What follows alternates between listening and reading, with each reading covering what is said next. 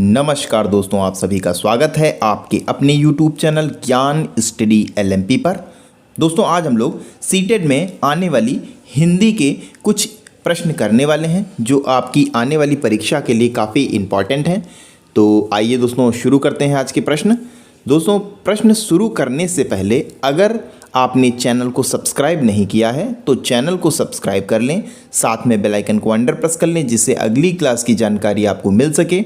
अब दोस्तों आइए आज की क्लास को शुरू करते हैं।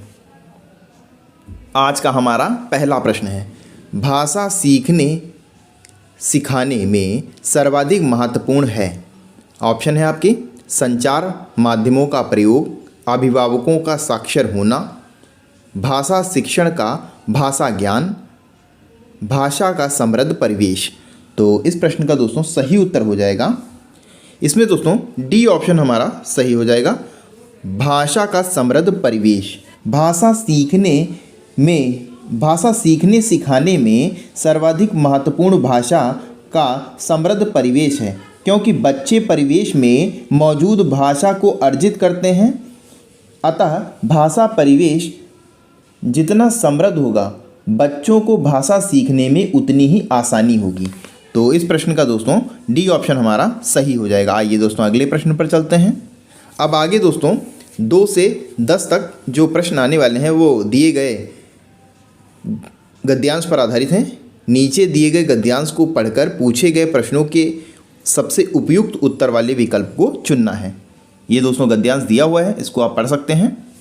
दोस्तों अगला पेज है, आप इसको वीडियो रोक कर पढ़ सकते हैं। ये दोस्तों थोड़ा सा और बचा था वो है, और यहाँ से आपके प्रश्न शुरू हैं। पहला दोस्तों प्रश्न है, ऐसे परोपकारी लोग सदा पूजे जाते रहेंगे जो, ऑप्शन है आपके आनंद में जीवन जीते हैं, अमूल्य मानव जीवन में श्रेष्ठ शिक्षक रहे, सेवक वृत्ति अपनाकर परिहित करते रहे, और डी ऑप्शन में धरती पर स्थायी रूप से नहीं रहे। तो इस प्रश्न का दोस्तों सही उत्तर हो जाएगा, इसमें दोस्तों सी ऑप्शन हमारा सही हो जाएगा, सेवक वृत्ति अपनाकर परिहित करती रहे। अगला दोस्तों प्रश्न है, कठोर सत्य किसे कहा गया है? भावनाओं पर नियंत्रण ना कर पाना, निकट संबंधियों का अस्थायी प्रेम, सी ऑप्शन में है भौतिक संसार की तुच्छता, और डी ऑप्शन में है भौतिक शरीर की नाश्वरता। तो इस प्रश्न का दोस्तों सही उत्तर हो जाएगा, इसमें दोस्तों डी ऑप्शन हमारा सही हो जाएगा, भौतिक शरीर की नाश्वरता। आइए दोस्तों अगले प्रश्न पर चलते हैं। अगला दोस्तों हमारा प्रश्न है, निर्मल भावनाओं पर विजय पाने के लिए क्या किए जाने की आवश्यकता बताई गई है? ऑप्शन है विजय पाने के लिए योजना बनाना, बी ऑप्शन में है ऐसी भावनाओं को मन में न आने देना, सी ऑप्शन में है अच्छे कर्मों से नाम अमर कर लेना, और डी ऑप्शन में है सदा सदा के लिए अमर हो जाना। तो इस प्रश्न का दोस्तों सही उत्तर हो जाएगा, इसमें दोस्तों सी ऑप्शन हमारा सही हो जाएगा, अच्छे कर्मों से नाम अमर कर लेना। आइए दोस्तों अगले प्रश्न पर चलते हैं। अगला दोस्तों प्रश्न है, हमारा जीवन सदा प्रेरणा बन सकता है यदि हम, ऑप्शन है आपके ए ऑप्शन में है सेवक प्रवृत्ति का प्रचार प्रसार करें, बी ऑप्शन में है परिहित और परोपकार करें, सी ऑप्शन में है निस्वार्थ भाव से परोपकार करें, और डी ऑप्शन में परसेवा के लिए सबको प्रेरित करें। तो दोस्तों इस प्रश्न का सही उत्तर हो जाएगा, इस प्रश्न का दोस्तों सी ऑप्शन सही हो जाएगा, निस्वार्थ भाव से परोपकार करना। तो सी ऑप्शन सही हो जाता है। आइए अगले प्रश्न पर चलते हैं। अगला दोस्तों प्रश्न है, धर्म के आचरण का उद्देश्य है अच्छे कर्मों और गुणों का प्रकाश फैलाना, बी ऑप्शन में है कर्म पर आस्था रखना, सी ऑप्शन में है अपने धर्म का प्रचार प्रसार करना, और डी ऑप्शन में आध्यात्मिकता की शिक्षा प्रदान करना। तो इस प्रश्न का दोस्तों सही उत्तर हो जाएगा, अच्छे कर्मों और गुणों का प्रकाश फैलाना। तो ए ऑप्शन दोस्तों हमारा सही हो जाएगा। आइए दोस्तों अगले प्रश्न पर चलते हैं। इन प्रश्नों के उत्तर दोस्तों जब आप गद्यांश पढ़ेंगे तो आप आसानी से इन प्रश्नों के उत्तर निकाल सकेंगे। तो ए ऑप्शन सही हो जाता है। आइए दोस्तों अगले प्रश्न पर चलते हैं। अगला दोस्तों प्रश्न है, एक वाक्य दोस्तों दिया हुआ है, ऐसे विचार सज्जन मनुष्यों को अंतर मन में सदा उठते रहे हैं। अनुच्छेद में प्रस्तुत उपर्युक्त अशुद्ध वाक्य में 4 भागों में बांट दिया गया है। वह भाग आपको पहचानना है जिसमें अशुद्धि हो। तो इस भाग में दोस्तों यहाँ पर को लिखा है, यहाँ पर के हो जाएगा। सज्जन मनुष्यों के अंतर मन में सदा उठते रहे हैं। तो इस प्रश्न का 2 नंबर हमारे सी ऑप्शन में दिया हुआ है, तो सी ऑप्शन दोस्तों हमारा सही हो जाएगा। ये लाइन दोस्तों सीधे गद्यांश में आपको दिख जाएगी। ऐसे विचार सज्जन मनुष्यों के अंतर मन में सदा उठते रहे हैं, यहाँ से ये लाइन दोस्तों ली गई है। तो सी ऑप्शन सही हो जाएगा। अगला दोस्तों प्रश्न है, शब्दों से भिन्न शब्द पहचानिए। सत्यवादी, सद्गुण, सद्गति, सत्कर्म। तो इस प्रश्न का दोस्तों सही उत्तर हो जाएगा सत्यवादी शब्द शेष शब्दों से भिन्न है। तो ए ऑप्शन हमारा सही हो जाएगा। सत्यवादी का अर्थ होता है सत्य बोलने वाला, जबकि अन्य तीनों शब्द सद्गुण अच्छे गुण, सद्गति अच्छी गति तथा सत्कर्म यानी अच्छे कर्म व्याकरण की दृष्टि से समान है। तो इस प्रश्न का ए ऑप्शन सही हो जाएगा। आइए दोस्तों अगले प्रश्न पर चलते हैं। अगला दोस्तों प्रश्न है, निस्वार्थ शब्द का उपयुक्त विपरीतार्थक शब्द है। परोपकारी, निस्वार्थ, स्वार्थी, प्रार्थी। तो इस प्रश्न का दोस्तों सही उत्तर हो जाएगा, निस्वार्थ शब्द का सटीक विपरीतार्थिक शब्द हो जाएगा स्वार्थी। तो सी ऑप्शन हमारा सही हो जाएगा। अगला प्रश्न है, गद्यांश में प्रयुक्त आध्यात्मिक शब्द किन उपसर्गों तथा प्रत्ययों से बना है। 4 दोस्तों ऑप्शन आपके सामने दिए हुए हैं, आपको इनमें से बताना है कौन सा सही है। आध्यात्मिकता शब्द में अधि, आत्म और इक प्लस ता से मिलकर बना है। तो इसमें दोस्तों बी ऑप्शन हमारा सही हो जाएगा। अधि, आध्यात्मिकता में अधि हो जाएगी और अंत में ता हो जाएगा और बीच में इक भी है। तो बी ऑप्शन हमारा सही हो जाएगा। आइए दोस्तों अगले प्रश्न पर चलते हैं। अगला दोस्तों प्रश्न है, बहुभाषिक कक्षा में। अब दोस्तों गद्यांश पर आधारित प्रश्न खत्म हो चुके हैं। अब दोस्तों आगे की ये प्रश्न है, आपको इनका उत्तर देना है। अगला दोस्तों प्रश्न है, बहुभाषिक कक्षा में मातृभाषा की प्रयोग को, ऑप्शन है आपके, अनदेखा कर दिया जाना चाहिए, अस्वीकार कर दिया जाना चाहिए, स्वीकार कर दिया जाना चाहिए और डी ऑप्शन में है अधिक महत्व नहीं दिया जाना चाहिए। तो इस प्रश्न का दोस्तों सही उत्तर हो जाएगा स्वीकार कर दिया जाना चाहिए। तो सी ऑप्शन दोस्तों हमारा सही हो जाएगा। बहुभाषिक कक्षा में मातृभाषा के प्रयोग को स्वीकार किया जाना चाहिए। इसके माध्यम से बच्चों को अलग अलग मातृभाषा को जानने का अवसर प्राप्त होगा। तो इसका सी ऑप्शन हमारा सही हो जाएगा। आइए दोस्तों अगले प्रश्न पर चलते हैं। अगला दोस्तों प्रश्न है, प्राथमिक स्तर की बच्चों के लिए पाठ्य पुस्तक के निर्माण में आप सर्वाधिक महत्व किसे मानते हैं। भाषा का विविध गद्य साहित्य, बी ऑप्शन में है प्रसिद्ध लेखक, सी ऑप्शन में भाषा के विभिन्न रंगतें और डी ऑप्शन में है प्रसिद्ध रचनाएं। तो इस प्रश्न का दोस्तों सही उत्तर हो जाएगा भाषा की विभिन्न रंगतें। तो सी ऑप्शन दोस्तों सही हो जाएगा। रंगते में ताकि यहाँ पर बिंदी दोस्तों लगेगी, अब यहाँ पर सही हो जाएगा और सी ऑप्शन ही हमारा सही भी हो जाएगा।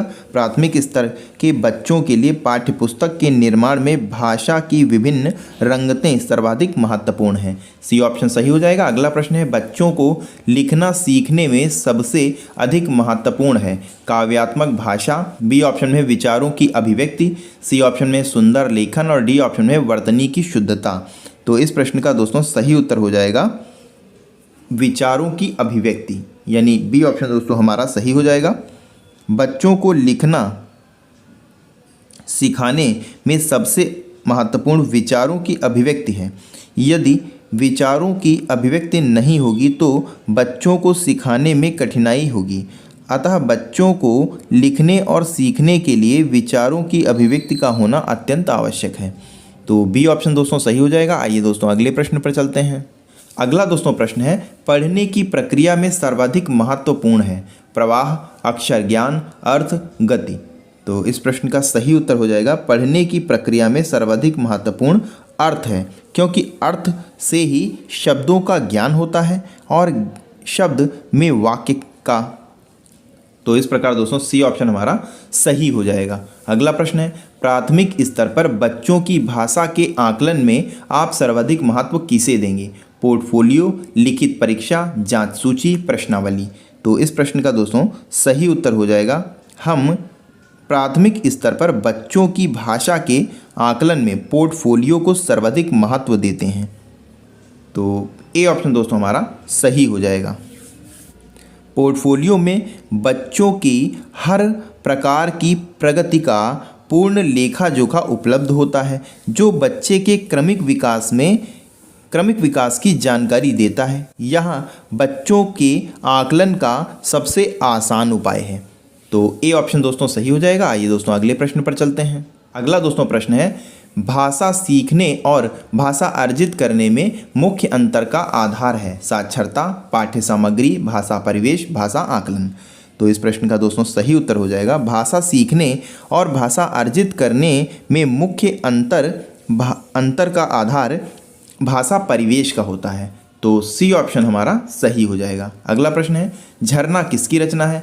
ऑप्शन है आपके जयशंकर प्रसाद, सुमित्रा नंदन पंत, रामधारी सिंह दिनकर और धर्मवीर भारती। ये दिनकर दोस्तों यहाँ गलती से टाइप हो गया है, ये यहाँ पर होगा, और डी ऑप्शन में धर्मवीर भारती।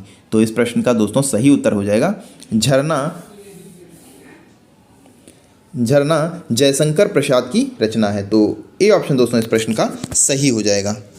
जयशंकर प्रसाद की कुछ और अगर महत्वपूर्ण रचनाओं की बात की जाए तो उसमें कामायनी, उर्वशी, आंसू, लहर, प्रेम पथिक, प्रेम राज्य, ये दोस्तों इनकी महत्वपूर्ण रचना है जिनको आपको ध्यान रखना होगा। इस प्रश्न का झरना, इस प्रश्न में जो झरना पूछा गया ये भी जयशंकर प्रसाद की रचना है। तो इस प्रश्न का ए ऑप्शन सही हो जाता है। आइए दोस्तों अगले प्रश्न पर चलते हैं। अगला दोस्तों प्रश्न है, सूरज का 7वां घोड़ा नामक उपन्यास किसके द्वारा लिखा गया? विष्णु प्रभाकर, धर्मवीर भारती, जयशंकर प्रसाद, महादेवी वर्मा। तो सूरज का 7वां घोड़ा उपन्यास धर्मवीर भारती के द्वारा लिखा गया। तो बी ऑप्शन दोस्तों हमारा सही हो जाएगा। धर्मवीर भारती की कुछ अन्य उपन्यास, जो इनके अन्य उपन्यास हैं, गुनाहों का देवता, ये दोस्तों इनका और उपन्यास है। इसके अलावा ठंडा लोहा, अंधा युग, कनुप्रिया, ये इनकी प्रमुख रचनाएं हैं। तो इस प्रश्न का बी ऑप्शन सही हो जाएगा। अगला प्रश्न है, बच्चों के भाषा सीखने की क्षमता, ऑप्शन है आपके जन्मजात होती है, अर्जित की जाती है, अनुकरणीय होती है, बिल्कुल भी नहीं होती है। तो इस प्रश्न का दोस्तों सही उत्तर हो जाएगा, बच्चे में भाषा सीखने की क्षमता जन्मजात होती है। प्रत्येक बच्चे में अपने जन्म से ही भाषा सीखने की क्षमता विद्यमान रहती है। तो इस प्रश्न का ए ऑप्शन सही हो जाएगा। आइए दोस्तों अगले प्रश्न पर चलते हैं। अगला प्रश्न है और आज का हमारा अंतिम प्रश्न है, भाषा कौशल के संबंध में कौन सा कथन सही नहीं है? ऑप्शन है आपके, ए ऑप्शन में है भाषा कौशल एक क्रम में ही अर्जित किए जाते हैं, बी ऑप्शन में है भाषा कौशल एक दूसरे को प्रभावित करते हैं, सी ऑप्शन में है भाषा कौशल एक दूसरे से संबंधित होते हैं, डी ऑप्शन में भाषा कौशल एक क्रम में अर्जित नहीं किए जा सकते। तो इस प्रश्न का दोस्तों सही उत्तर हो जाएगा, भाषा कौशल के संबंध में भाषा कौशल एक क्रम में अर्जित नहीं किए जा सकते, ये दोस्तों इसका सही उत्तर हो जाएगा, यानी डी ऑप्शन दोस्तों हमारा सही हो जाएगा। भाषा कौशल एक क्रम में अर्जित नहीं किए जा सकते क्योंकि भाषा कौशल एक क्रम में ही अर्जित किए जाते हैं। क्योंकि इसमें नहीं पूछा गया था इसलिए दोस्तों ये ऑप्शन हमारा सही हो जाएगा। तो डी ऑप्शन इस प्रश्न का सही हो जाएगा। तो आज के लिए दोस्तों बस इतना ही। कैसी लगी आज की क्लास कमेंट करके ज़रूर बताएं, और अगर आज की क्लास आपको अच्छी लगी हो तो लाइक करें, और दोस्तों अगर अभी तक आपने चैनल को सब्सक्राइब नहीं किया हो तो चैनल को सब्सक्राइब कर लें, साथ में बेल आइकन को अंडर प्रेस कर लें जिससे अगली क्लास की जानकारी आपको मिल सके। आप दोस्तों मिलते हैं अगली क्लास में, तब तक के लिए नमस्कार, जय हिंद, जय भारत।